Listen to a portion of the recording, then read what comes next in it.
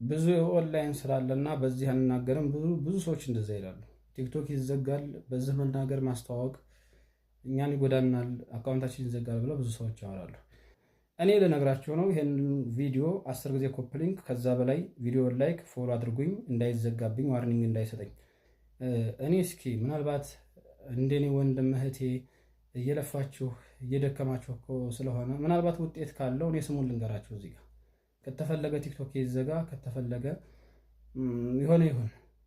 ስለዚህ 4 አፕሊኬሽኖች ሰው እየተሳተፈባቸውና ሰው እየሰራበት መሆኑን አውቃለሁ። እነሱ ምንድናቸው? ሁሉንም ልጥቀስላችሁ እዚህ ጋር። አንደኛ ጃኮ የሚባለው አፕሊኬሽን ተሞክሮ የቀረ፣ ሁለተኛ ፖፖ የሚባል፣ ሶስተኛ ሃይ ፋሚ የሚባል፣ አራተኛ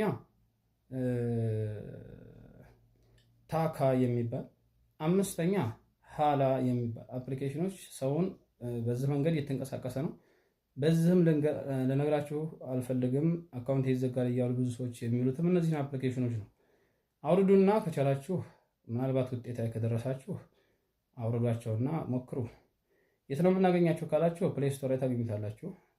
ፕሌይ ስቶር ላይም ካጣችሁት የኔ ቴሌግራም ቻናል በፕሮፋይሌን ስትነኩት ከታይ ሙባ ሀበሻ 1992 የሚል የቴሌግራም ቻናል አለ። ዛሬ ገብታችሁ ሄዳችሁ አውርዱት እና ሞክሩ።